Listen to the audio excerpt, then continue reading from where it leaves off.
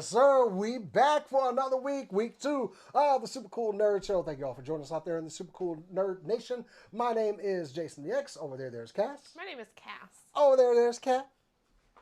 Behind the board, twisted knives, making everything look pretty and sound great. It's Cora. I'm still upset they wouldn't let me say my fun fact, but I don't want us to get What is demonetized. they? Who's they? What's the fun Is fact, it the Cora? deep state? It's the deep state. It's the deep state. They won't let me say my random animal fact this week.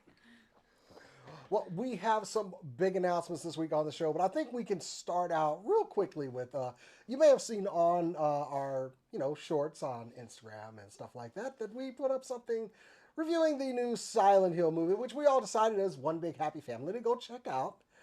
And I'm going to go ahead and say I was disappointed, to say the least. I'm still mad. It's been a week. I'm still mad. You're still, as the biggest Silent Hill fan out of all of us, I'd say it's you.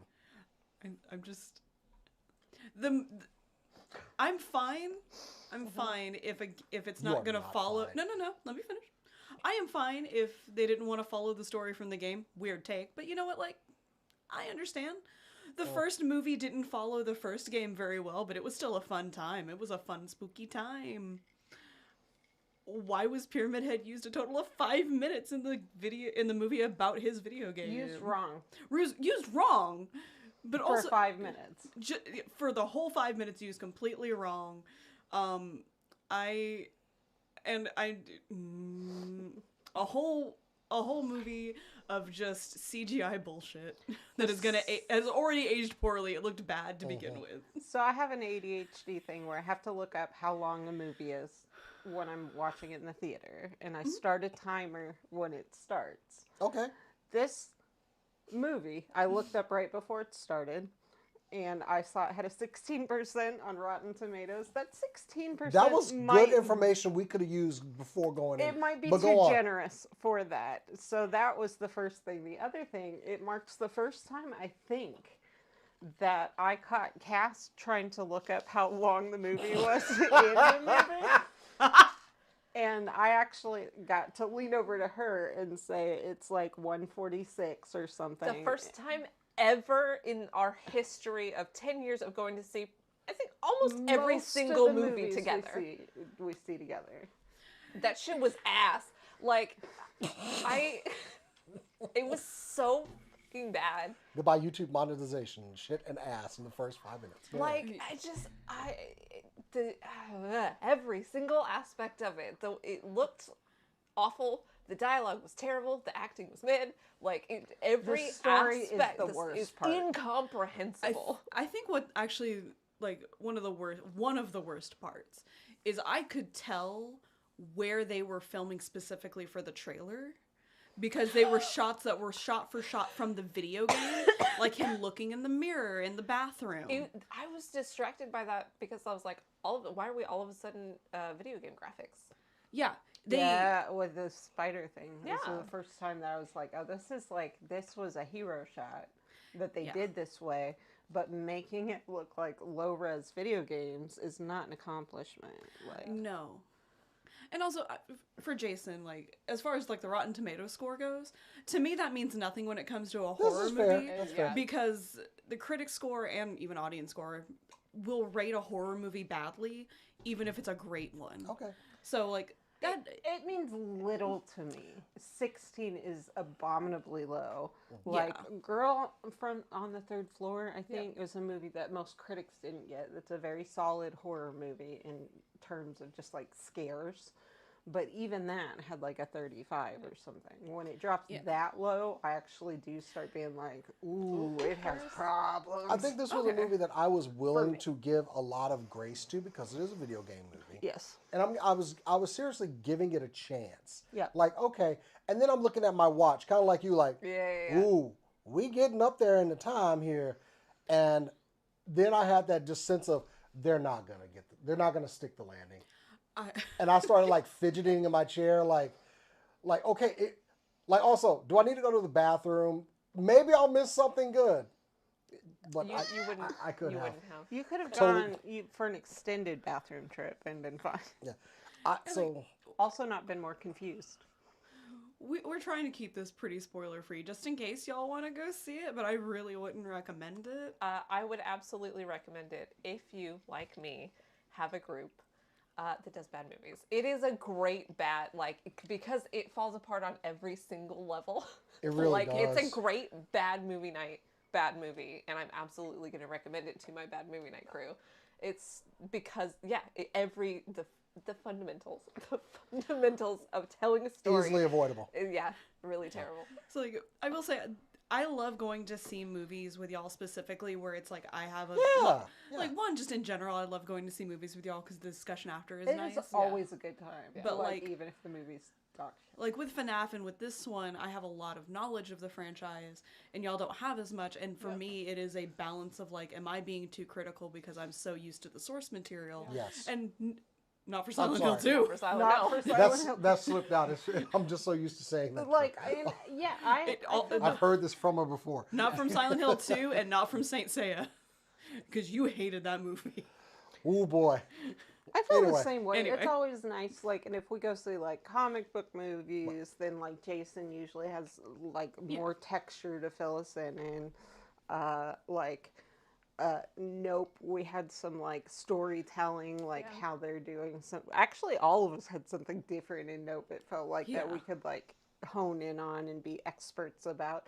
I need to tell you guys that this movie confused me so much because it's the same director as the Silent Hill from 2006. And Silent Hill 2006 has faithfulness to the source material. Yeah, there's some legs to it. Issues if you care about that. But Silent Hill 2006 is a good horror movie. It's a well-told story. The thing that I was the most, I think, disappointed about with that knowledge of who was directing it and everything, the thing that I loved the most out of Silent Hill 2006 was the practical effects and the fact they used actors for all of the monsters. Dancers and actors, like I believe, if I'm not mistaken, the actor that was the like contortioned toilet was also Pyramid Head because he's really tall. The janitor, yeah, because he's tall. Also the stunt choreographer.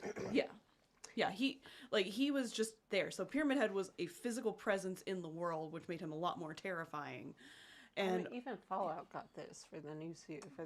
Yeah. They're like, it needs to be a physical thing, or the reactions aren't going to feel back good. to this version, though, before we get off the rails. Yeah, and in this one, like he didn't do that. And it's also, if you're going to tout that you're the same studio that did Terrifier, another movie franchise that is known for its practical effects and really good gory practical effects. Why are you using nothing but CGI for everything?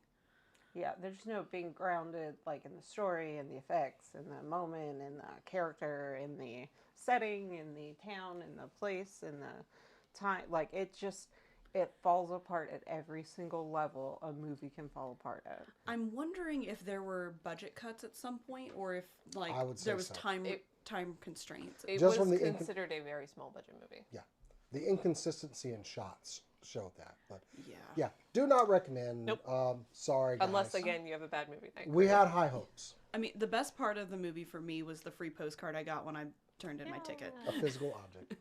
I like how they didn't use fog at all. Anyway, we could rant about this on the to whole something hour. good.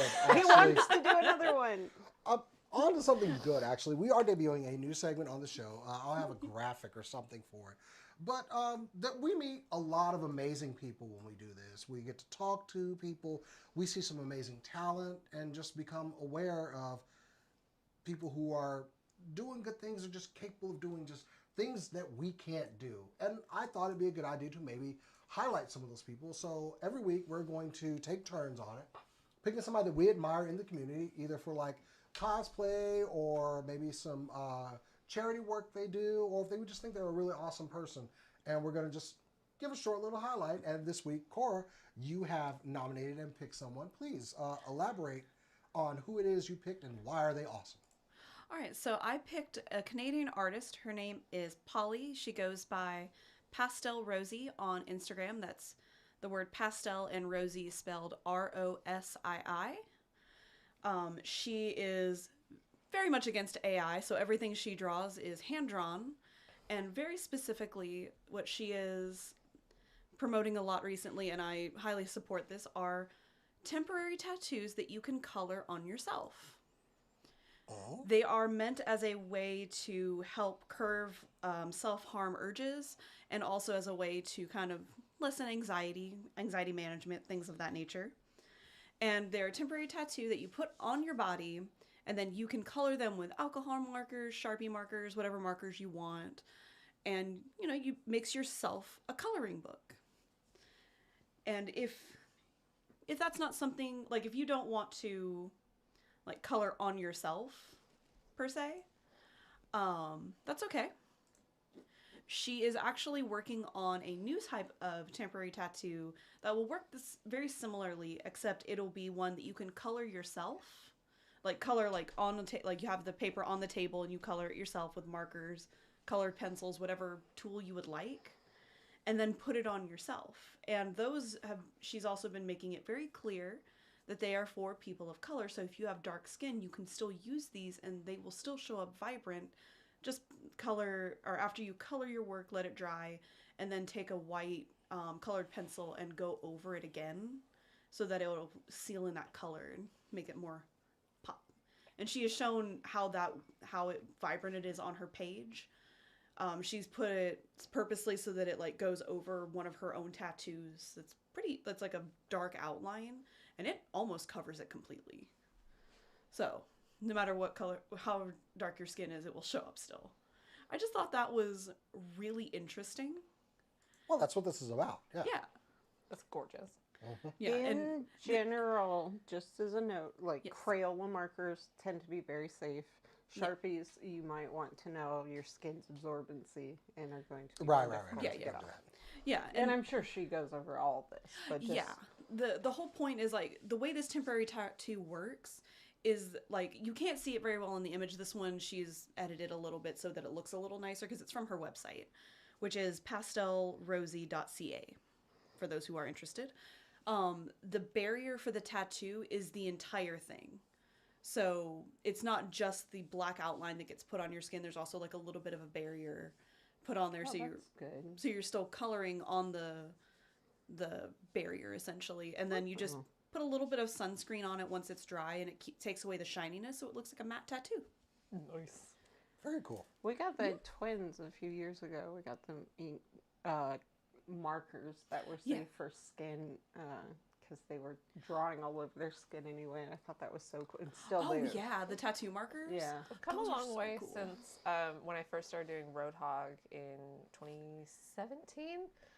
I had to have my artist friend, I would lay down, Oh, God. and really? she would, I had a temporary, it I was thought you those, had like a stencil or something. no, she was nice enough. I swapped, I think, a 10-minute massage for her, but it was, they were squeeze bottles, so it just came out very uneven, It was even though kind she of was an like amazing puff artist. paint. Yeah. But it would stay for, I think, like 2 or 3 weeks. But we've come a long way. Yeah, because it was henna, right? That your tattoo It was was done? it was the next thing after henna. I Oh, don't okay. even know what it was named, but it But was essentially same. Same Half-life isn't the right word, but the Same concept? Yeah. Okay. Same concept as henna. Yeah. It had black outlines. Yeah, it was which black was instead of just- brown. But like it came out like puff paint, and then you had to like Yeah. wipe it off. It was crazy. So I saw that Kat had the person's Instagram there, but where can we find like this work? And maybe I want to add it into something I want to view every now and then. All right. Again, if you want to find her, I know that she has an Instagram. It is Pastel Rosy. Again, it is the word pastel and ROSII. If you're looking for the tattoo, like she's going to be launching on her website the tattoos that you color first and then put on February 20th of this year. So Nice. So not too far. yeah, not too far. She's That was been Pastel working on it a Rosy? while, and she has I found it. and she has a nice variety of simple and detailed tattoos that you can color. She also has some on her website that are already colored if you just want to put on some temporary tattoos, and they're all gorgeous. Her work is very beautiful. Yeah, I made a spur of the moment decision to go like on my account and just go follow whoever we're talking about that week. Yep, 'cause- I just followed her on the Yeah. Supercoolnerdshow account. Yep. So. So 2 new followers already. Now go follow her. She's very talented. Yes. She seems very friendly and Yeah, lovely. she is, and she's always like I'll see, like scroll through the comments. She's always very politely answering people's questions, and people are thankfully polite when they ask questions, or she will take them as they are trying to be polite and just misspoke, which is always a great way to And view something comments. that I do frequently. It's probably something we should just mention at the top of this news segment. We're going to do like some due diligence, but we won't know everything about these people's business practices or whatever. Like, we're not full-throated endorsing their entire history, but these are things that at the level we've seen them seem to be wholesome, good practices by small businesses and good artists. And I just gave her a follow on both my So did I. Me too. cool. I wanted to feel included. Good pick. I like art. Also, her voice just is really soothing. Like, I don't know how to explain it, but she just has a really nice voice. Does she have a low, like, kind of smoker's voice? No, it's kind of around my pitch, but the way she speaks is just very, like, it makes me feel good. Feel free to go thirst over her later. She likes Bob's Burgers, so I'm on board. Yeah, I think she has a Bob's Burger tattoo. You can She go. does. That's when I found it. But yeah, Pastel Rosie, Polly, give her a follow. Nice That's job dope. for our first shout out. shout out. I like it. All right. Well then, let's go ahead and just kick this thing off with some super cool nerd news.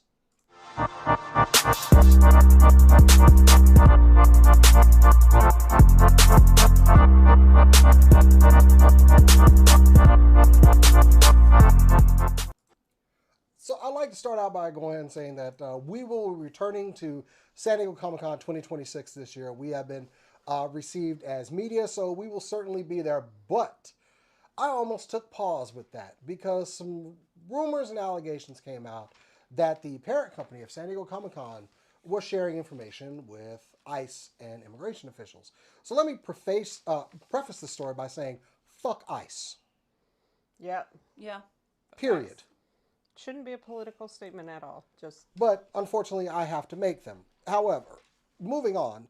So this was alarming to a lot of people because the nerd community is usually a very open and welcoming community. Yes, we do have some dark areas, it's like most people do, but you're not going to find more welcoming people than nerds. However, with this criticism, the parent company, Reed Pop, got ahead of everything and made a statement. This statement is, we hear you and want to correct some false information that has been circulating on social media. We at Repop do not sell customer information to the U.S. Department of Homeland Security and U.S. Immigration and Custom Enforcement. Repop operates entirely at arm's length and independently. None of our data is shared for marketing or commercial use by any other entity within our parent company. We remain committed on creating safe, inclusive, and welcoming environments. Our community is made up of people from different backgrounds and identities. We stand by our principles of inclusion and belonging. We see you, we hear you, and all are welcome here. If you want more information on how we use, collect, and protect personal data, please see our privacy policy at privacy.rxglobal.com. I did want to include the whole thing in case you did want to research this. Now, when I did see this, I immediately was like, no, we will not be involved with anybody of the like that has anything to do with ICE or the intentional harming of American citizens and people that don't deserve that kind of treatment. So I'm glad that they got ahead of this, because if it's one thing, and honestly, hanging around y'all, like, I knew there was a question when went to Comic-Con about how much coverage we were going to do.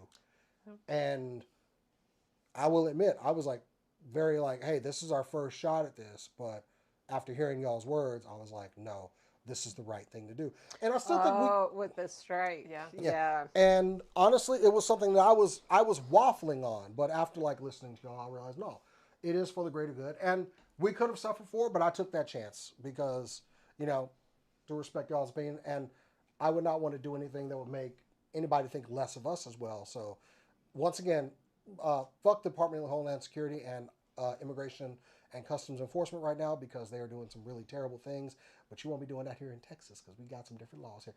However, as far as the statement about San Diego Comic-Con, I did want to spread the word. Hey, this is a safe environment.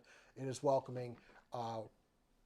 We love everybody out there in the community. And of course, the more marginalized people, we stand beside. So there was no way in hell I was going to go with any bullshit like this. Yeah. So, yeah, but I feel more comfortable getting it out there, and if they're willing to immediately address these rumors, I feel more comfortable as well. Yeah. Yeah, like, we don't talk politics because we don't think, like, we're not that qualified to talk politics. Like, you don't want to hear that. That's not why you're here. But we're all political, and we try and do the right thing for people who might watch us and be caught up. We try to make sure, like, we protect people and tell them the right information that wouldn't cause any harm in every case. Politics is always in the background of life. It's just true. And we try and do the right thing.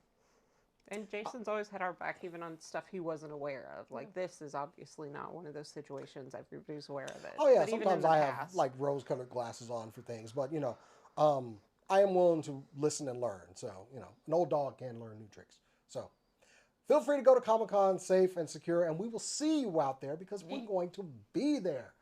It's going to be awesome. We may get tattoos together, apparently. We may get tattoos. Jason might try slips since he hasn't tried. It's been That is on legal, the so- horizon. Yeah. And yeah, hopefully, like, nobody has organ failure. I won't. Terrifying. Anyway, I promise. It was Scout's like the honor. weekend we were supposed to leave Yeah. or something. Yeah, Stuff it got was bad. but with all that and my little preachy little thing, I am done there. Cora, how'd you like to go next? Hi, Books by Brady. Hi. Okay. So, all right. Bookmark by Brady. I don't know. You know what? We're just gonna go down the line. So Gundam. Let's talk Gundam. I was already not like super excited about a live action Gundam from Hollywood. I'm not gonna lie. Like, I'm always excited about Gundam. I just Del Toro's not in charge of it, so like, why do I care about giant robots? Right. But Legendary's been kind of quiet on Gundam for a while. But we have some new information, and that is that Netflix is on board to distribute the live action film. In addition to that, it has been confirmed that that Sydney Sweeney and Noah Centineo are going to be starring in the film. I think it's real funny that Sydney Sweeney is starring in, of all things, a Gundam film as maybe not the villain, but that's just a personal thing. I'm sorry, that was mean. I stand by my comment though. And also, let's see, what else do we got here? It's like, how could you say something so terrible but also brave? Jim Mickle is set to write, direct, and produce the film. And I will say that, like, with Sydney and Noah and Jim, all of it, take it with a grain of salt. I don't think it's been officially confirmed. That's just what the rumors were a few years ago when it was first announced, and we haven't heard anything new since then. Some outlets are just straight up saying that they are. Some are saying that there's still speculation. So, who knows? But all we know is that Netflix is down to show it off. They have a thing with Bandai Namco anyway for the United States side to help promote, like, and spread their properties, and Bandai Namco seems pretty chill with anything made from their properties, even if it's garbage. Again, I look directly at the Saint Seiya movie. Oh boy. Bandai Namco is one of the chillest companies we've worked with, though. Oh, absolutely. Where is we knew you'd be here. Oh, wait, let me get the full cam for Kitty Cat. Kitty. Oh, yeah, baby. She likes me. Come on. We should stop the show until this gets resolved. No. Yeah, There you go, okay, buddy. All right, but I know that you, Kat and Cass, don't have much of a stake in, like, Gundam affairs. I think I I like literally have never Gundam. seen one. I will change that. Because Evangelion doesn't count. No, that's not No. Gundam. I like That's big mecha. robots, but And she cannot lie. but I don't think I've ever watched an actual Gundam property. I have so many. My Gundams let me show them to you. Yeah. Every show is a different flavor, but most of the flavors are war crime. I do love a good child trauma anime. I do have to say. Again, back great. to Evangelion. Tech Force Great. should do. I like big robots. I mean, that man knows, Parody. that man knows big robots. For those Robotech. who don't And know, I know I pronounce robot weird.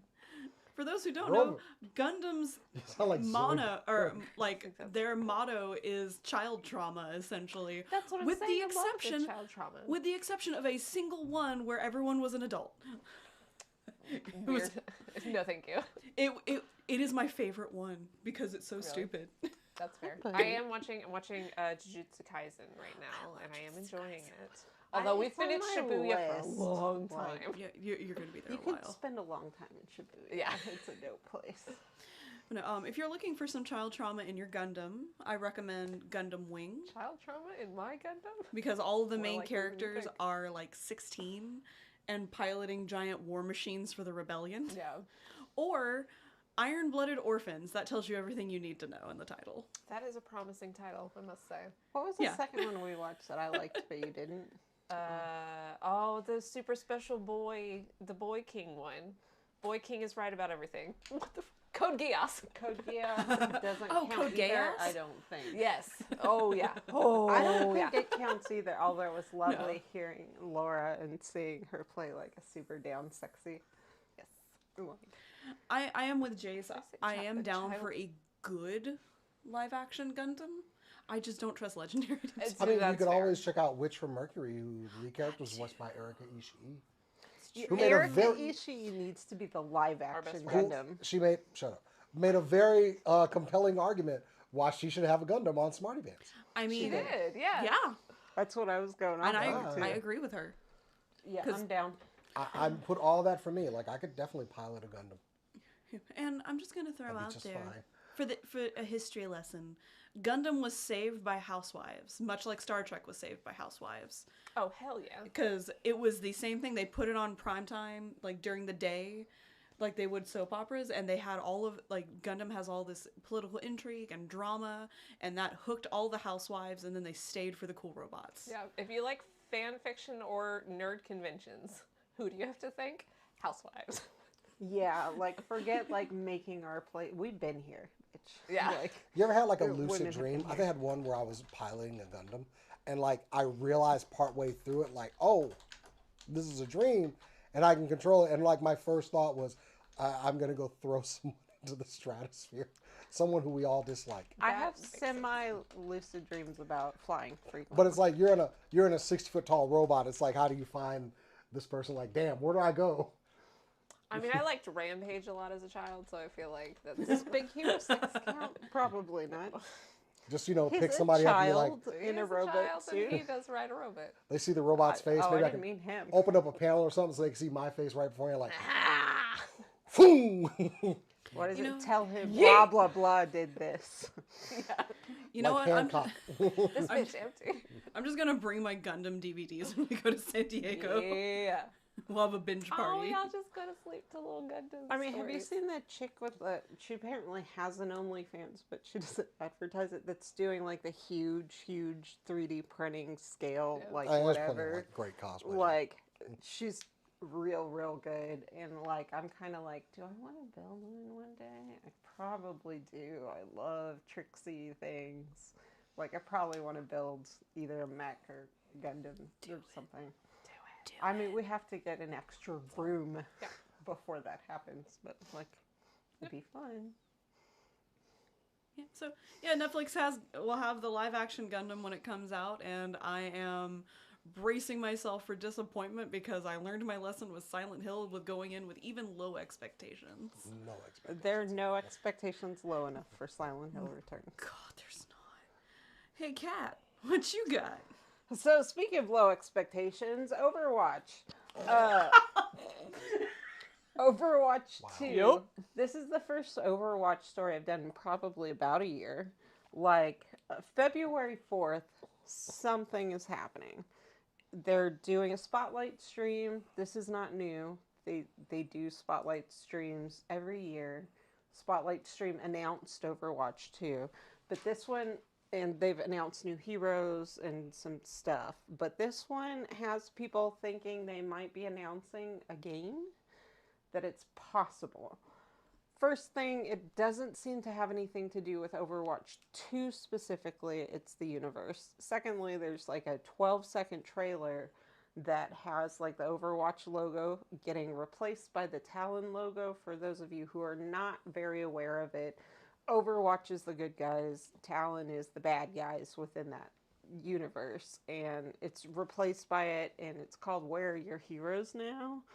And somebody asked, like, are you bringing back archives? And they said, we archived your request. There's just a lot of speculation that February 4th, they're going to announce something big, which might include the PvE that was promised to us with Overwatch 2. Or, like, there's been rumors for years of, like, a Genji or Tracer solo game. I don't know, nothing replaced, even Rivals, like I love Rivals, it's dope, but nothing has ever even come close to the feeling I had playing Overwatch, and I would love for that to happen. I would love for esports to come back with Overwatch in some way. Low expectations is key. Cass, would you be on Overwatch or Talon, and why?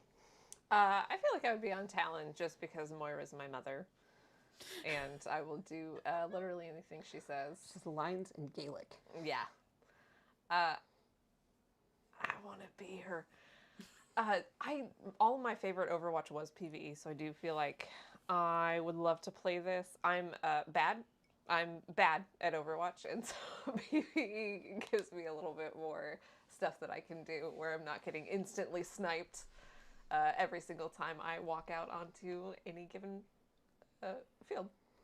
I like the competitive environment, but I have a special place for PvE. I like killing a lot of things in a video game. I'll put my 50 kill streak on my resume. Yeah, like, that's amazing.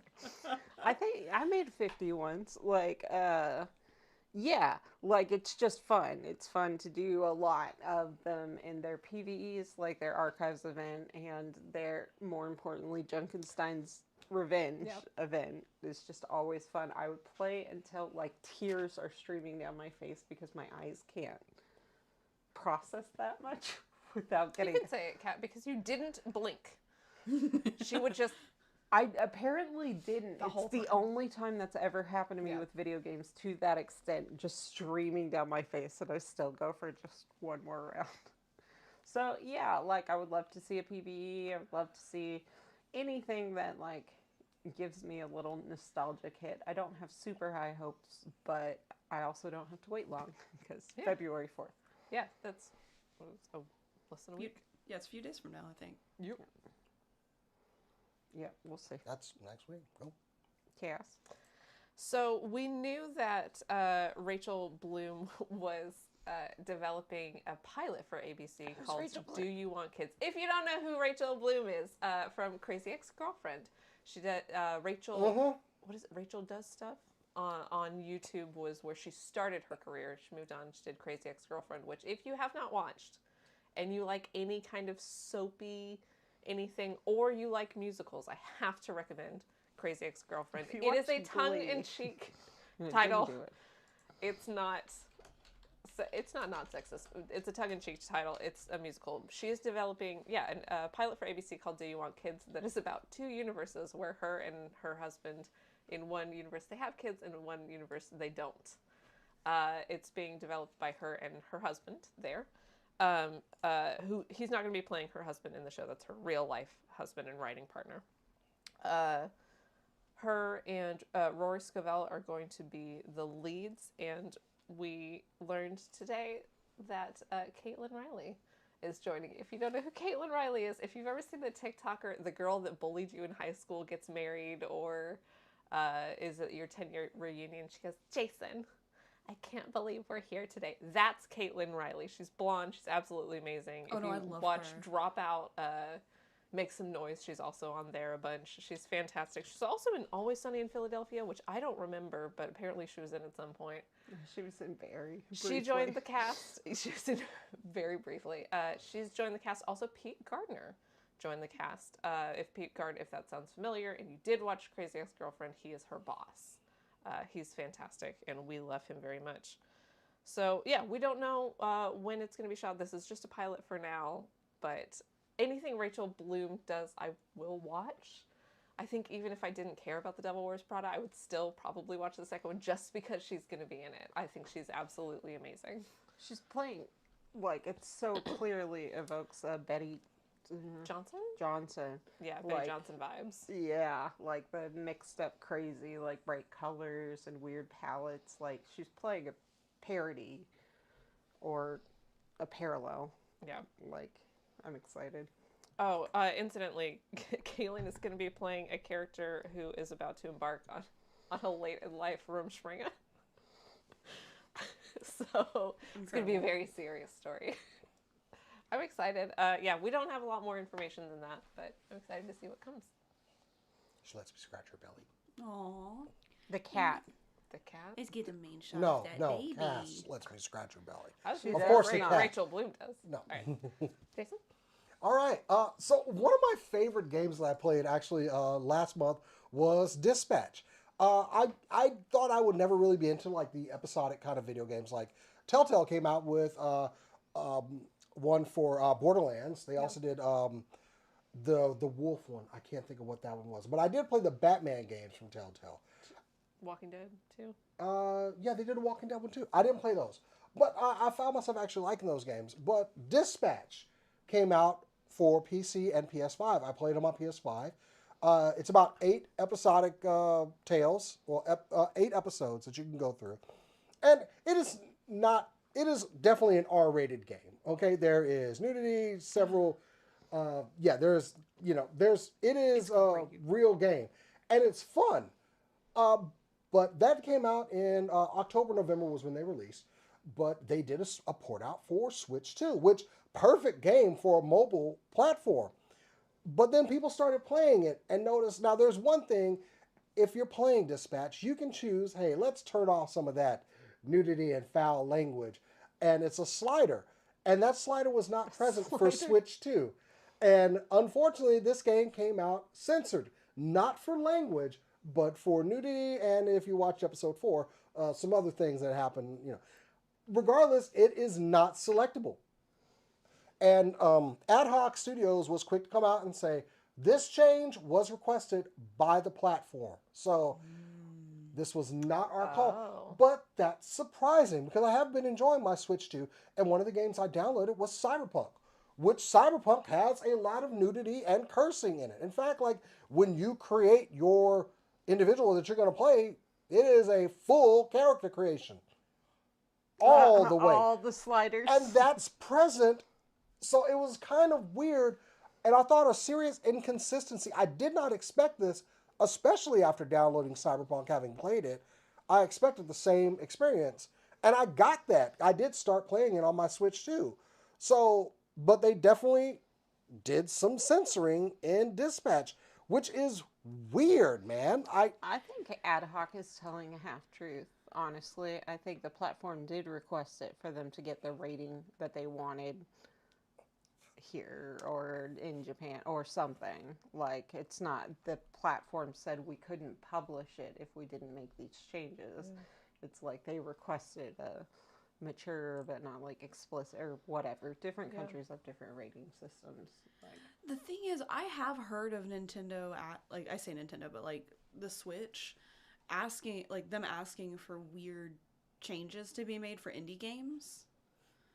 Cause like, ooh, that's also true. Cyberpunk is an indie, but at this, cause like I was gonna say, Project Red, yeah. A lot of dating sims that are on Nintendo Switch, they are mature dating sims. I haven't played them, but I know that they have explicit scenes in them. It's one of the reasons I don't play it. Yeah. you have to be mature to date a refrigerator. True. Is that what you meant? No. Oh, okay. Then no. But also to be clear, it does not take away from any of the story. Yeah. The story is still intact. They just place black bars over scenes containing nudity showgirl stuff. or obscene hand gestures. Profanity remains intact. But you can also toggle profanity in this game. So if you don't want to, you can just Toggle toggle. makes more sense than slider.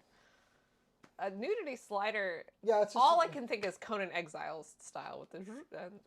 I just think of like if you watched like The Boys and like her old uniform, and then they gave her the short skirt, like just kind of like skirts getting shorter. Yeah, skirt just shrinking. Bless you. Thank you. What cotton in the dryer? Yeah. Ooh. Just a sweater just shrinking up on Is your that what the midriff. nudity slider is? Armor shrinking in the dryer. You know how it goes. More and more like bikini chainmail. All the way to Janet Jackson at the far end. Toggle makes a lot more sense than slider. The image in my brain is just a penis inverting into a Ken doll. Slider style in it. I can't get it out. I had the just a little panel, like, just whoop, disappearing, like boobs Or moving what's thinner. What's so the you can't shape see of it in water? profile. Ooh.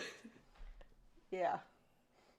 But also, I still want to recommend it. It's still a fantastic game to pick up. By the way, Aaron Paul is the voice of the lead in that game, Mecha Man. Of course, we got Travis Willingham, Laura Bailey in there, Matt Mercer. Lot of great voice actors, and it's a fine game. Look, if that's something you want, I'm just giving you a warning. Wait. The game is still intact. What? Dispatch, is that the one that Matt romanced the character that wasn't Laura and she got mad at him?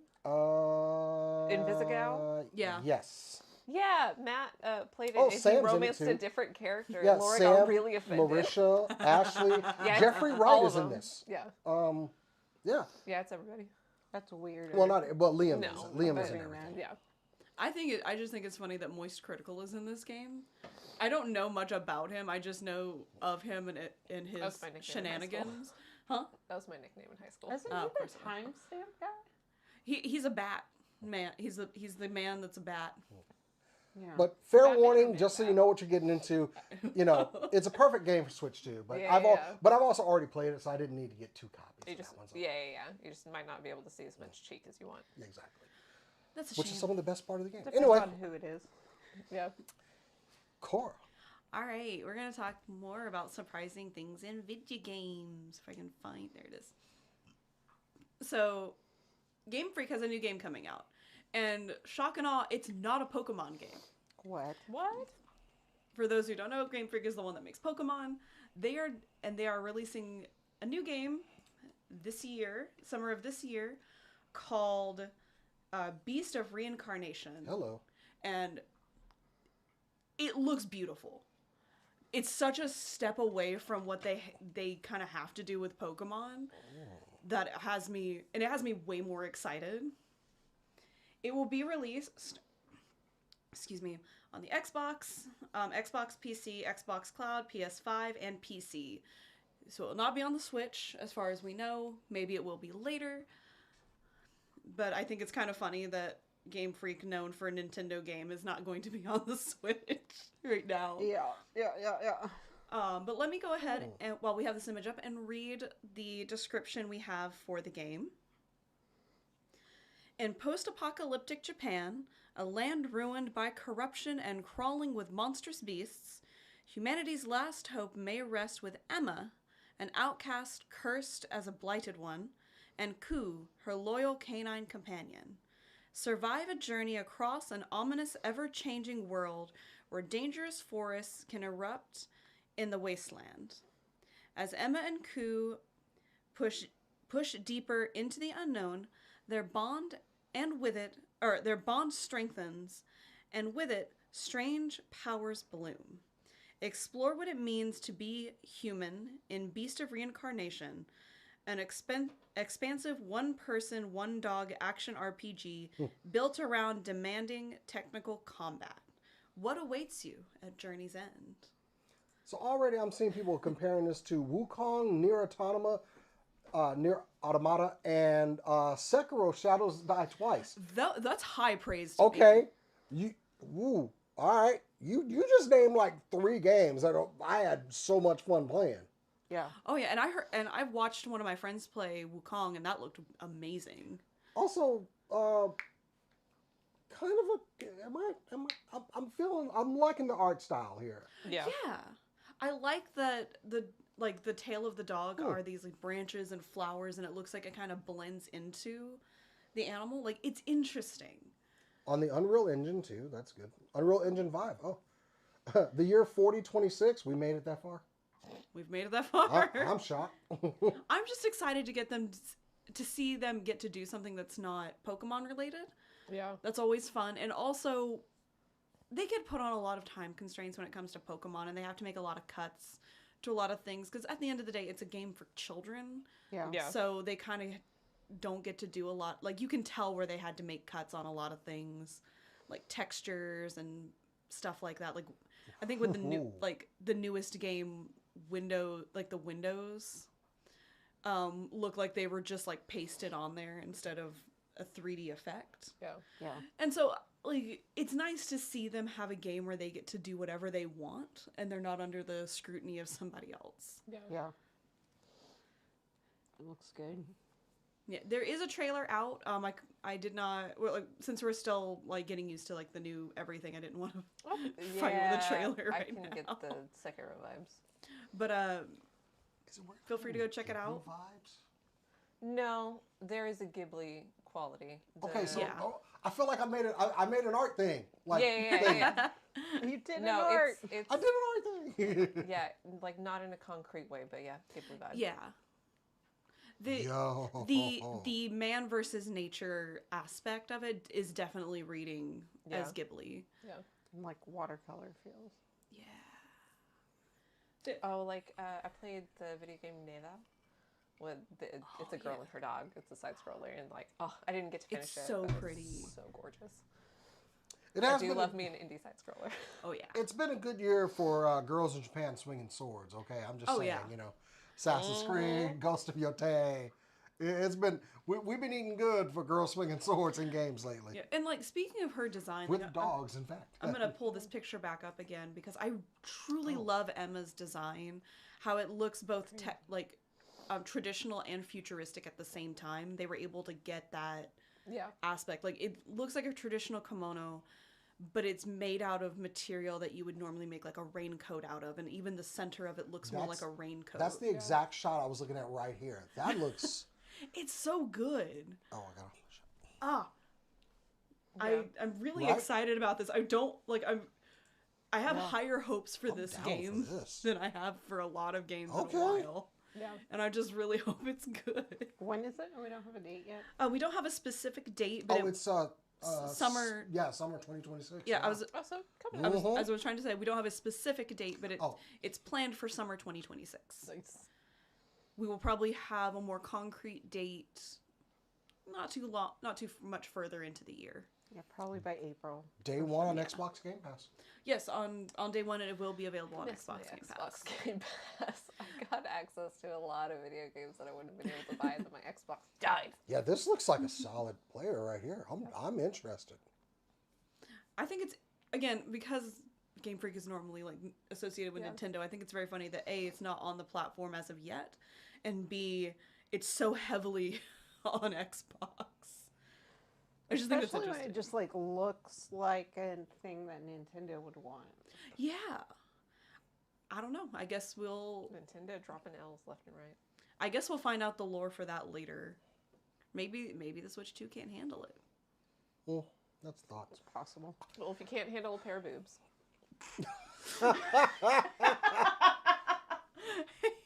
Baby, you don't deserve this. Wait a swing that back around. Yeah. Hey, Kat, would you? We can always bring it back to boobs. That's something Always. where we No, can but always. seriously. Bring this son of a bitch back around here. Okay, so I know that there are like multiple sides of issues right now, and they're very, very serious. I need to tell you guys about an upcoming vote, and I don't want to take things into a serious thing, but there's an upcoming vote we haven't had the opportunity to do in a while, and that is Peacock and NBC are doing a pilot season again, and you vote what you watch for. So pilot seasons, I don't want to go, if you guys aren't super aware of them, are a thing bygone from network TV eras. They would order a bunch of pilot seasons of new things they want to try. They didn't say this is why, but The Pit is making this happen again. The Pit season 1 was very much stylized by older TV, like 16 episodes or whatever, Released 17, weekly. or like released weekly, hour format, like pretty tight 46 to 51 minute like episodes, cliffhangers, the whole nine. Modeled after ER, who's very much in what seems to be a bygone era. And there's a lot about pilot seasons that are not great. Like, a lot of comedies don't kick off great in their first season. They usually need a couple of them. Whatever. We need pilot seasons to come back. If you think that only intellectual property that existed and was successful is being remade, what you want is pilot seasons to come back. If you think that seasons are too short and take too long to shoot, what you want is for pilot season to come back. They have at least 6 pilots that they've ordered. Pilot season is usually spring, usually March to July-ish, or some people did a shorter summer one, but yeah, March to July-ish. Some of them will start in February. They're doing a bunch of things, including Amy Poehler and Mike Schur are teaming up again. They did Parks and Rec. They're making a story about four archaeologists who get superpowers or something. What? Something stupid and crazy. Where did I find it? They did. Anyway. You have to watch these things. This is so important.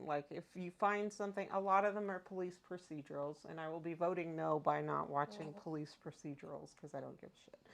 But they're gonna do a pilot with the Brooklyn Nine-Nine team it's a one camera comedy, I think, with about a PI. I'm gonna watch that and see if it's good. This is how we get new shows, and they're doing it across NBC and Peacock. I'm excited. Keep an eye out. Watch stuff that looks good. If you like comedy, you like pilot seasons, a lot of your favorite comedies did not have a good season 1. I'm hoping they show that introspection and patience that they had in the past. Parks and Rec season 1 sucks. Yep. Community season 1, not great. How I Met Your Mother season 1, pretty strong. MASH almost got canceled. Well, every season. Scrubs did stronger than a lot of them, but we need new, fresh material, and this is an exciting step towards getting it. Also, The Pit is airing Thursday evenings on HBO Max. They should pay us, but they don't. Still, one of my favorite shows that's airing new stuff right now. I gotta get into this show because I just keep hearing talk. It's so good. All right. I think with your wife would love it or hate it, but she might love it so much you don't have a choice but to get into it. She doesn't give you choices about everything. I mean, yeah, she definitely was the person Yeah. that, brought me into Fallout. I knew of Fallout, and I didn't get into the first couple games, but 3. Yeah. I mean, I didn't play online RPGs until Becky came along. So I mean, anyway. 3 was a game changer, within Fallout and for the larger Yeah, 3 was definitely my jumping on point. But yeah, I do gotta check The Pit out though. Anyway.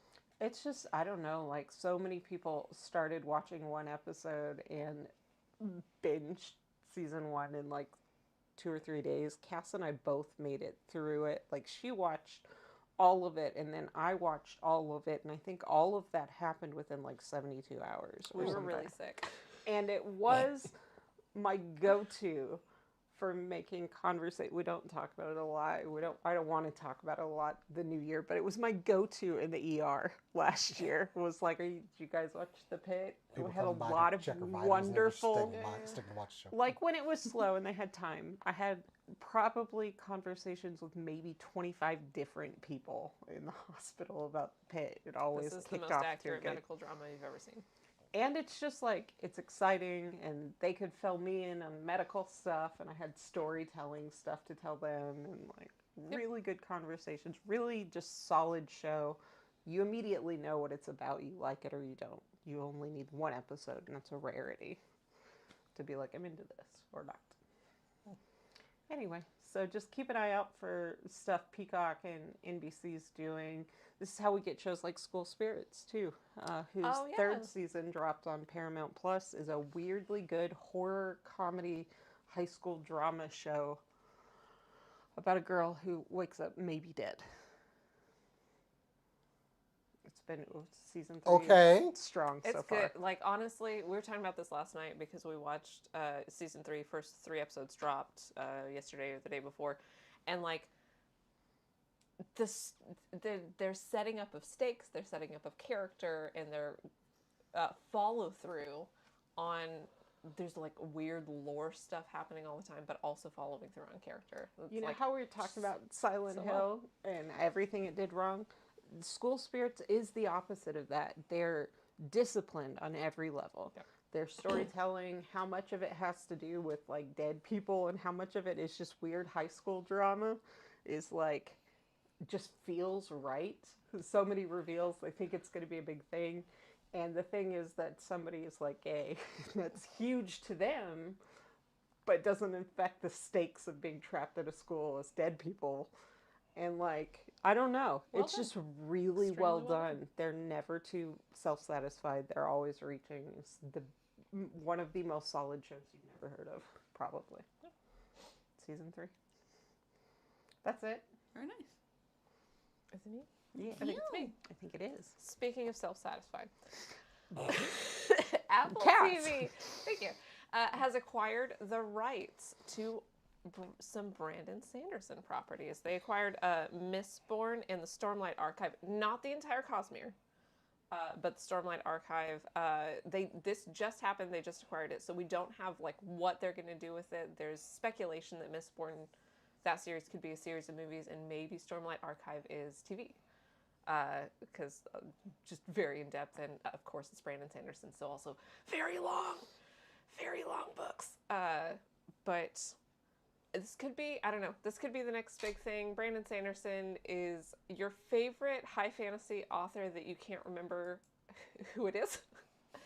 He also has, kind of off topic, he has an amazing, absolutely amazing lecture series on YouTube about how to build fantasy and sci-fi worlds and character within those worlds. It's great for anybody who wants to DM, anybody that wants to write a story, anybody who wants to understand fantasy and storytelling. Absolutely go check it out. He's fantastic. Weirdly, I've never read a Brandon Sanderson book, but I absolutely love him.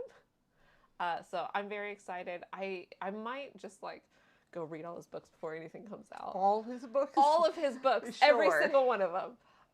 But I am excited. Kat, what's your favorite author that has a terrible relationship to his adaptations? Because I think Brandon Sanderson's going to do a good job. Who has done a terrible job? Well, actually, Stephen King famously is not a fan of most of the adaptations, and I don't know if that's because they fail to describe the boobs of every single woman when they put it on TV, which is a famous Stephen King thing that he likes to do. Like, weirdly, Stephen King adaptations, I just disagree with him. I don't like reading most of his books. We do agree with him on The Shining. We agree with him on The Shining. He didn't like the original. Wow. He quite liked Dr. Sleep, and I don't like the original. I quite like Dr. Sleep. Shout out Mike. He liked the It remakes quite a bit, and I also like them. So like it's weird. I like Stephen King's taste in whether things adapted from his works are good, even though I don't want to read 1,200 pages setting up the same sleepy town in Maine. Or boobs. No, but really. Boobs. That's the best I've got. Yep. Stephen King, sort of, in a weird reverse way. Yeah. Brandon Sanderson. Coming to Apple TV. I gotta underline, the lecture series is great. He even tells you, like, which parts to skip. If you're, like, a DM, you don't need to know how to get an agent. And he's like, yeah, don't watch this lecture or skip the next 25 minutes or whatever. It's very conscientious Because it is about talking to novels. all levels. Yeah. And, yeah. He's the reason I understand hard versus soft magic systems. Very, very, very, very briefly. Soft magic system is Gandalf. You know he has magic. You know he can do shit.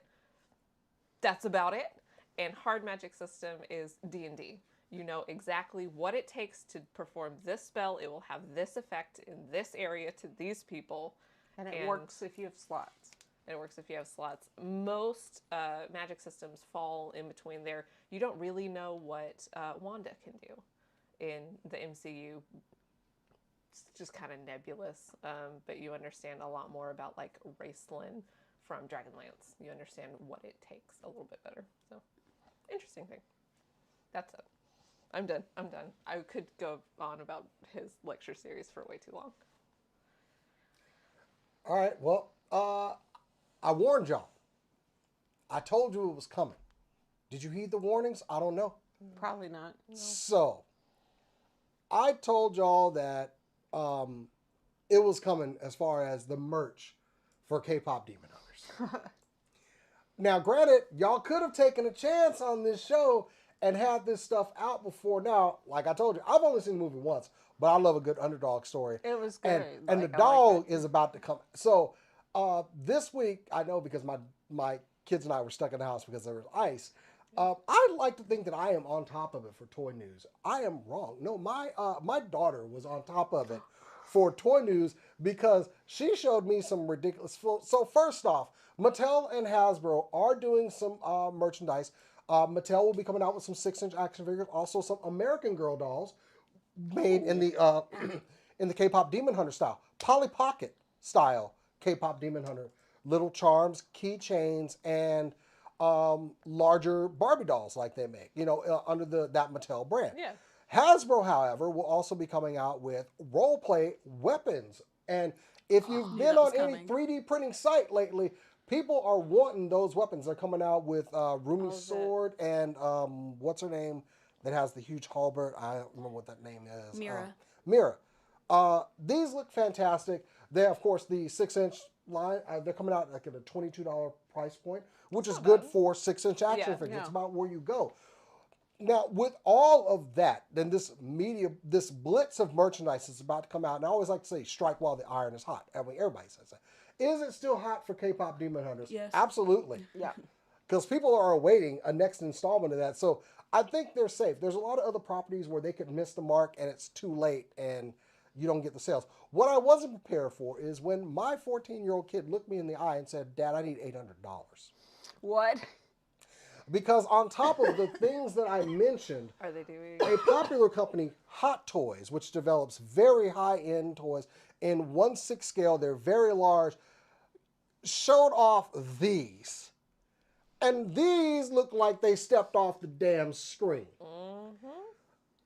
If Hot Toys has a hold of it, it's coming out quality. These come with so many accessories, interchangeable faces. The eyes are able to be moved. You want to give Rumi some side-eye to anybody? They have little pegs in the back that you can move the eyes. I mean, the quality on this. So you're looking at like $260 for Rumi and like $250 for the other ones. I know that my daughter came to me and straight face went, "I need $800, Dad." And I went, "I love you, child, but you're going to need a job. You better start cutting some yards or something to get $800 to afford." Now, granted, there are more affordable, alternatives if you do want to get into this. I think this is fantastic. Like I said, I love when kids play with toys because it's something that's been missing with tablets and video games and other things. Kids don't get toys anymore. I'm seeing kids excited for this and toy companies answering the call. Like, this is what you have hype, you build a product, you get it out there. And apparently, like, behind the scenes, getting these products, this was like priority one. Like, we have to get these out. And because normally action figure development could take up to 2 years. Yeah. Getting cast done and then getting the factories going. They were on it with this. Enough that all this is going to start coming out. We're going to start seeing stuff as early as February for Toy Fair when they start presenting all these items. Y'all, it's about to get real out there. And honestly, I just want to see, I want to see kids playing with toys because as a collector, I collect things that are kind of like towards my childhood. I need this next generation to come up in here. Yeah. And they have not been answering it. So It's gonna be golden. That's what I heard. Get out. No, that's, I will not. I knew this was gonna be hype though when like Mattel did their creations program, which is kind of like a HasLab program where you buy in, and they had the golden outfits, unlike the Barbie doll type, and that sold out. Yeah. I was like, oh, they ain't ready. They ain't ready. I'm sure Mattel saw that and said, yo, we got to get to work. They think they've seen fans, but they haven't seen the like feralness of K-pop fans. Oh god, no. Like, They've had like a little bit of a taste with it because they did BTS dolls at one point. They got a they've seen taste. but like They were not prepared for the overlap of K-pop fans and new K-pop fans. Yeah. Which is still weird to like. Fun fact: the music in K-pop Demon Hunters isn't fully K-pop; it's more show tuney. it's like Western K-pop. Yeah, it's Baby's first K-pop, which is good. But a lot of like big K-pop fans don't like the music in K-pop Demon Hunters because it's not what they're used to as K-pop, which I think is funny. Yeah. I was not a K-pop fan. You should expect that. Yeah, I went in not really expecting a lot. I was like, I can tell where they're pulling references from with like how they're doing the music. Yeah. In the same way that Hamilton's not real rap. Yeah. It's just never going to be. I don't know. That said, they were still absolutely feral for everything that had to do with this movie. And that's what ties the whole industry together Now- is the feral nature. Now, they could be going a little bit too far because we got things like K-pop Demon Hunters Monopoly. And remember Furbies? Sure. They're doing... K-pop if they're furries? doing Is that it the tiger? freaking tiger, that's amazing. Yep, Oh, amazing. No.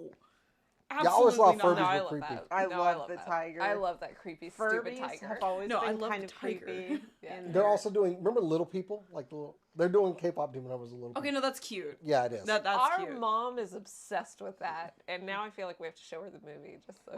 Like we Just tried so you to can get her her the Yeah. tried to get her little people at Star Trek little people at the last SDCC because But it was like she's a big fan. $50 for 4 And they of them, were sold out of like Spock. So Yeah. like, And of course, they have like all the role play weapons of like their signature weapons. See, Yeah. that's my And that's coming from like Hasbro. They're known for doing stuff like that. You've seen some of it. yeah. Like the Swords. blasters Oh, I've and seen. stuff. Yeah, I've seen here.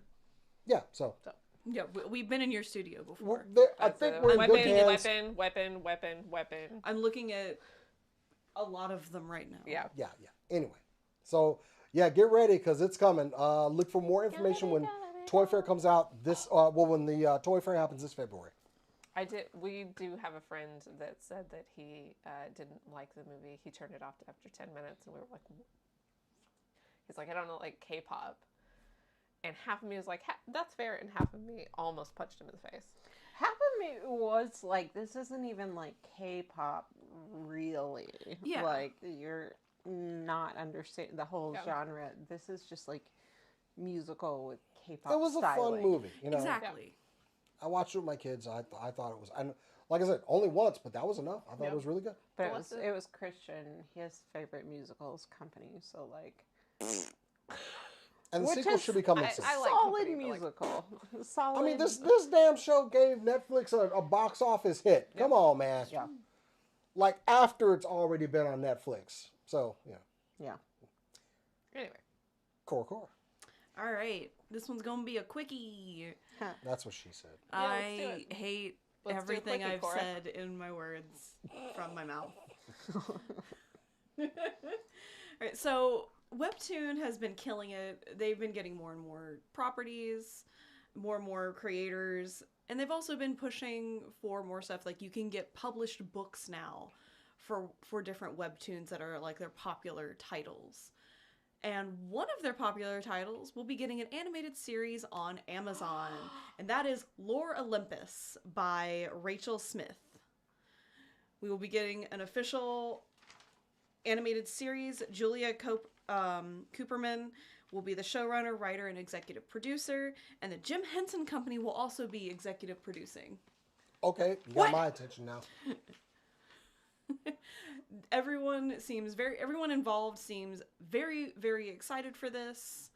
I'm curious how the art style will translate into a an animated format, because as you could see, it works very well for the 2D like comic book scroll format of Webtoon, and it also works very well in the printed books as well. I'm just not sure how it will translate, but I know that a lot of people are, as we were talking about before, feral about this. We don't have any dates, anything like that. It was just announced this week that we would be getting this.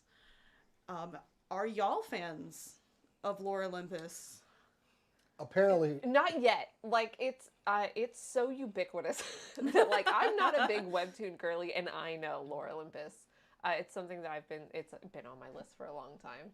I'm currently like future fans. Future fan. Yeah, I'm currently reading a book that was given to me by a friend.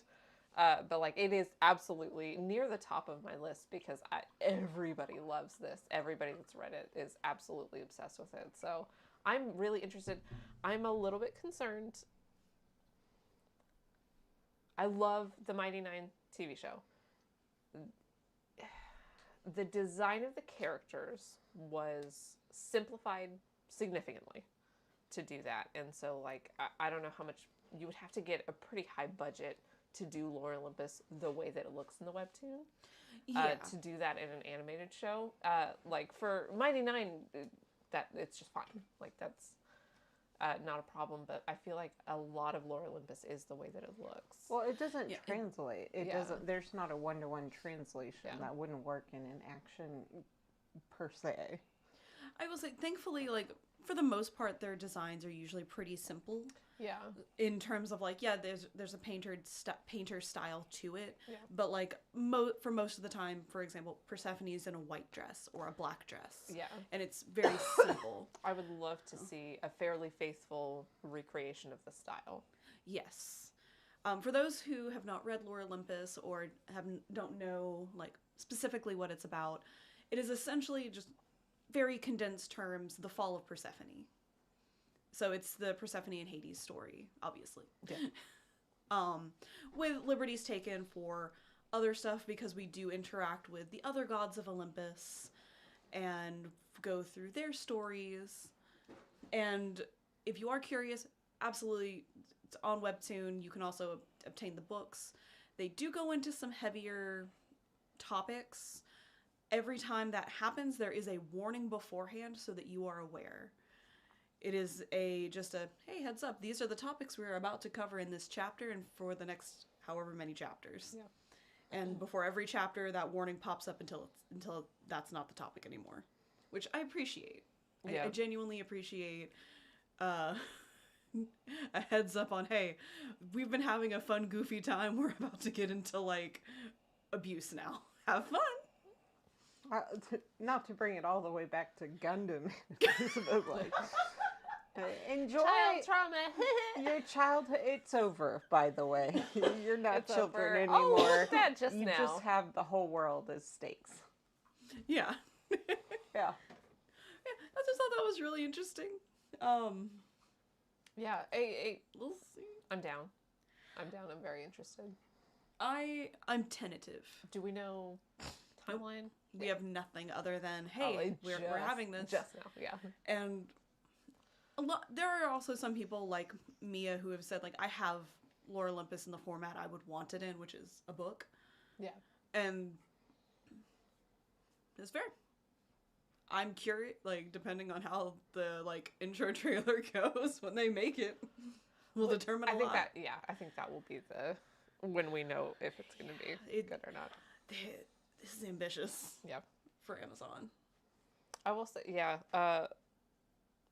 talking to Doc, Little People is that is my childhood. Like, it is crazy how we played with them all 30-year-old, the time. Yeah, they're literally, Yeah. 30-year-old Little 50-year-old, People I don't know in how our old. house currently. Anyway. Yeah, so, Kat, what you got? Okay, so I have a double header because I forgot and I had too many stories. The first one, Jury Duty Season 2, Whoop, whoop. has announced its premiere date. It's on March 20th. They're going to do 3 episodes right away. Jury Duty, if you didn't watch the first season, was a full cast of actors and one rando they brought in to just make crazy shit happen. It's like a reality TV kind of format, except everybody was actors except for one guy. It's like Truman Show-esque. And they just set up crazy scenarios. Everybody from like a guy who has a chair that is chair just legs. on his person the whole time to like a complicated thing involving overflowing a toilet and a celebrity and soaking, which I will not explain. Like, just a Like in a lot of bathtub? nope. Like if No, like you Mormon. were Latter-day Saints soaking. Oh my god, we have to explain that to Jason after Not- the show. Not after the not show. on air. Not yeah, on after air. the show. Anyway, they set up this one guy, and this one guy is just turns out to be like a decent human being trying to do his best for his new friends and the jury and all these crazy scenarios. Like, it's just, and they did right by him at the end. I won't do spoilers, but like they you know, his life is better for having done the show, and they didn't make him look like an idiot or anything. Season 2 is going to be on a retreat. Has something to do with a small pepper company and like corporate stakes and whether the company will continue on. And somebody hired as a temporary worker who they're going to set up with a lot of crazy stuff happening where they have way too much say in what's happening for a brand new guy who doesn't know anything. I don't know. It's a weirdly wholesome kind of TV you don't get anywhere else. You look confused. After everything, you had me confused that there's someone with a chair on their person at all times. Have you ever seen the Truman Show? Yeah, I did. Okay. It's just the Truman Show. Okay, cool. Like Yeah, everyone's an this actor guy except for had, one like, a dude. mechanical thing with like legs that come out, and like it just ends up being a thing with the judge. He's trying to and, be like, he's trying to do like robotics to where you can just sit down at any point. Okay. Basically, everybody's insane except for the one dude. Jace said so. It's like reverse undercover boss. Oh, he recently had a birthday. Oh, Yes. 100%. James Marsden is in the first season. He's part of the creating. He played a version of himself who was a self-obsessed, narcissistic celebrity who didn't think he should have to be there. Speaking of Jace, he recently had a birthday, so happy birthday, buddy. Happy birthday, birthday! So did Jace. Doc. Happy birthday! Happy birthday, Doc. Yeah. Doc turned 25. Yep, that's what age he turned. My older brother, 25. Yeah. The other story I have is just too weird to not mention at all. So Final Fantasy XI, right, has an online community as like the dumber little sibling of Final Fantasy XIV, but just chugging along, right? They had to do the weirdest kind of like patch I've ever heard of after they had like these super villain extra bad guys spawning like one per world, and you were supposed to kill them, they'd be dead, and you get like clan or whatever group chests that are rewards. But a server coding issue failed to store when they'd been defeated, which has waterfall rippling effects with clan rewards not being as good and could affect future seasons, and they couldn't patch out this issue. So what they had to do is hire like pro level gamers to go in and hunt these things because they can't make them stop spawning. I That's love it awesome. so much. 11 had to hire game masters. I'm assembling a team. This is so peak like postmodern future dystopian storytelling that a company would release something and it gets out of their hands, and then they have to commission the bounty they got hunters somebody, to like, get rid of their Just pulling a problem. Nick Fury going out and finding Oh, the hell best yeah. players. Yeah. I'm looking I mean, they don't have to forward- look far. Like 11 actually does have a pretty decent player base, but their leaderboards are very clear cut who plays this game and who just casually plays I'm it. putting together a team. They had to Essentially- hire a pro like sniper team to take out their own guys because they can't get these server things, and the ripple effects of like chest rewards and clan rewards ripple down in these kinds of games. to I would have future so seasons. many demands if they ever came to me with I'm looking something like forward to the reality show of the bounty hunters, of the people that get hired. like, I mean, there's yeah, gotta be like I put streamers together a among team. them. My job is to hunt down all these. And then it's just that one episode of South Park Yeah. where they did WoW. Yeah, Yeah, you have to definitely that guy who won a cosplay contest. A parody of him won I like miss at the WoW him so BlizzCon. much. Like this is amazing. You could make a no budget parody tomorrow. Yeah.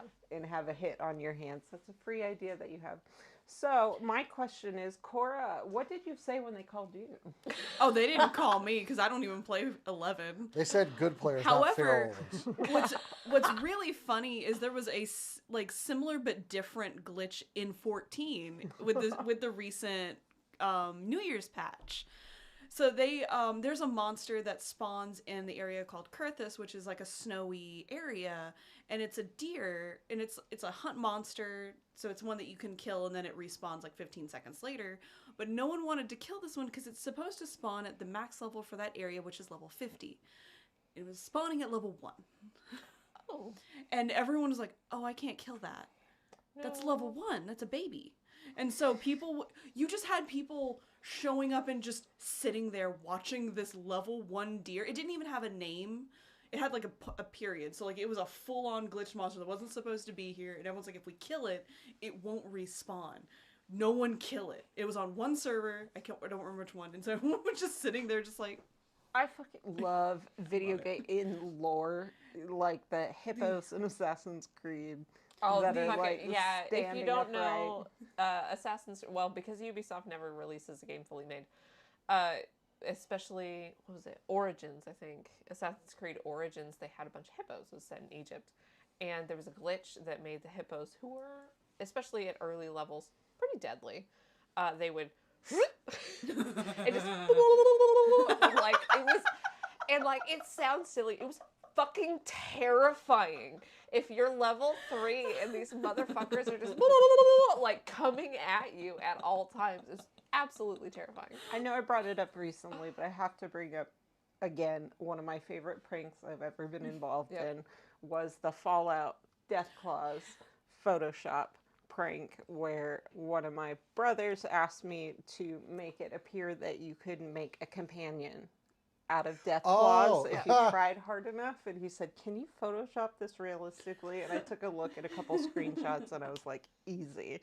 I'm like, an hour and a half later I sent him like 4 images where it looks like a dog meat like kind of companion, but just Deathclaws. And friends of ours for months tried to make friends with the Deathclaws. There was a popular MMO back in the day called City of Heroes, and they had a big end-level boss called the Hamadon, and an SG that I ended up becoming a member of defeated it for the first time, and the devs actually came out and was like, all right, you weren't supposed to beat this, so how did you do it?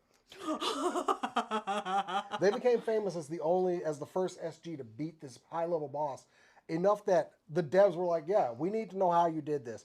And when they went to E3, they went, a couple of members of that SG went to that booth, and the developer was like, oh, it's the Dragon Legion. Like they were treating them like celebs because they weren't supposed to beat this boss, and yet they figured out how to do it. And Did they tell the truth about how? I mean, they have. All you gotta do is Leroy Jenkins.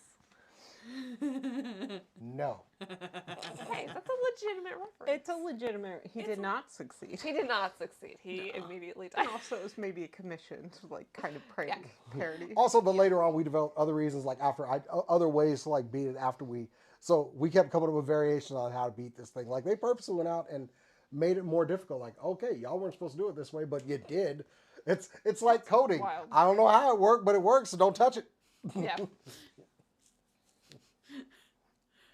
There was another 14 glitch where a single rock, it was like a giant rock, on the server I was on went smooth. Like all the texture went away, so it was just this smooth rock, and everyone.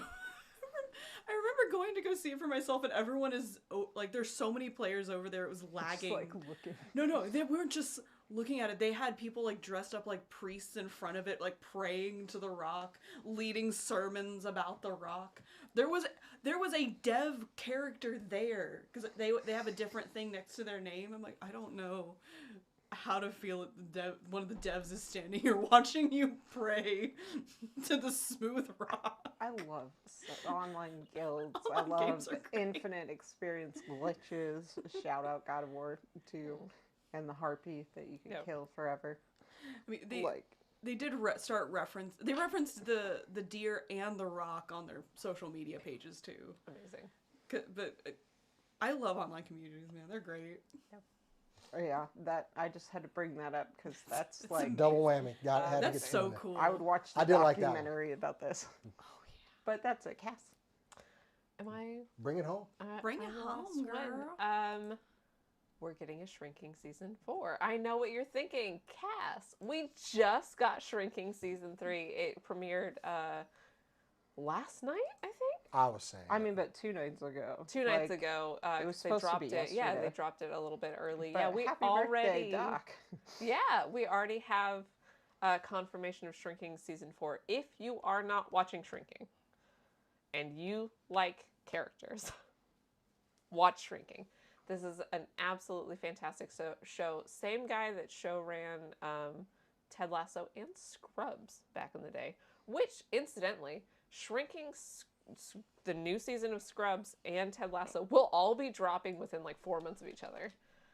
So this man has been busy because Ted Lasso, they just announced, is coming out this summer. Yeah.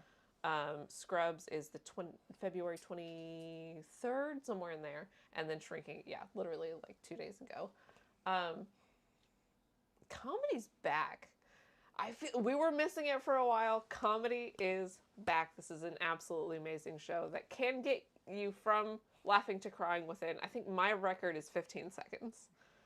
Like, this is absolutely wild. Wonderfully, wonderfully written. Also, Harrison Ford. Harrison Ford in one of the best roles that I've ever seen him in. It came Saw a recent out. clip of Harrison Ford and Yeah. Mr. Michael J. Fox. They came out He's of the in gate the first strong episode. with Yeah. Michael J. Fox. Harrison Ford has, and this is minor spoilers, but not big ones. If you've kept up with it, he has a Parkinson's story arc, and Michael J. Fox very much is out of retirement to play a bit. It was good to see him again. Yeah. Yeah. It He's in the first episode of season 3, and he's magnificent, as always. Also, shout out, one of the most devastating episodes of Scrubs was Michael J. Fox. Yep. Like, he's so good. So, Shrinking, season 4 is coming in years. And we talked about the crying, but like ultimately, it's funny. It's so fucking really funny. And comedy is back now, thanks at all to Elon Musk.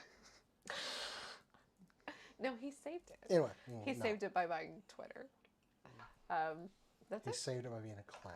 He Anyway. did Yeah. save it a little an by insult to getting clowns. all of us off Twitter. Yeah. Yeah, I've left it behind. Yeah.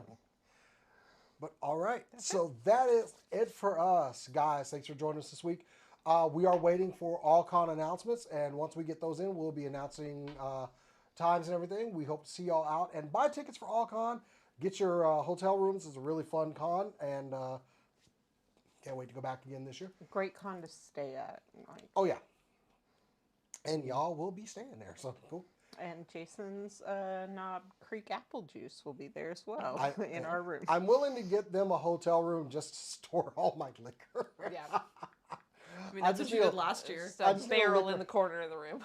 All I do is I'll just come into the room, leave a jacket. Here's some alcohol. I'll be back later. And all our gear, like it's nice. Yeah. Oh, yeah, to yeah, have sure, it gear. on site. Gear's great, Gear's great too. Hang on. but you don't need gear to do karaoke. All I'm using it for is to hang my coat and whiskey. So anyway, yeah, get your tickets for AllCon. It is coming up very quickly here. It's a fun event. Of course, go check out Supercoolnerdshow.com. Just posted a story there about Daredevil Born Again Season 2, which looks fantastic. I'm nervous, but we'll see. Just be calm. I mean, even if the first episode is trash, you have to watch at least I'm 2 good. episodes. Yeah. And go check out Wonder Man. I actually started binging that one. It's out. So, I hear it's really good. Yeah, It's it is. gotten great reviews. Yeah. But yeah, check out Super Cool Nerd Show. Make sure you follow us on the socials.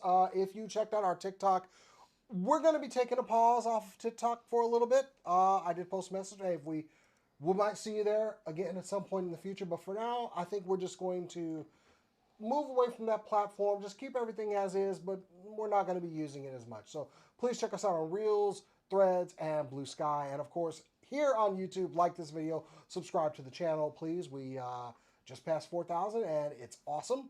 So thank you all out there for that. If you want to follow us personally, you can follow us. You can follow me on Blue Sky, Threads, and Instagram at JasonTheX.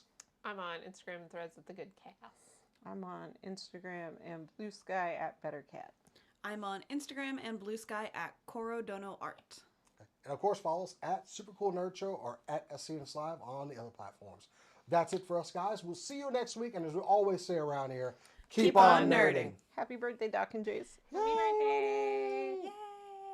Oh no, we're Young men. Young